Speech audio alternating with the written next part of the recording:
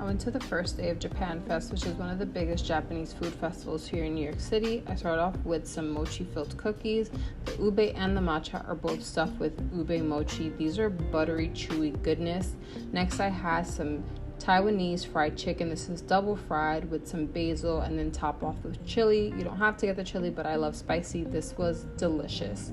And then, of course, I needed something to drink, so we went over to Kids Feast, and I had a Juliet, the rose and ginger drink. It was sparkly. I know I love my sparkly stuff. It was delicious and refreshing.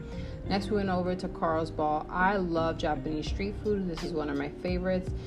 These balls are stuffed with octopus, scallions, ginger, tempura flakes, and then topped with a tangy sauce, some QP mayo, and some bonito flakes. And this is just so delectable. It's my favorite. And of course, I saw something sparkling, so I had to pick it up for my next episode of I Like Bubbles in My Water.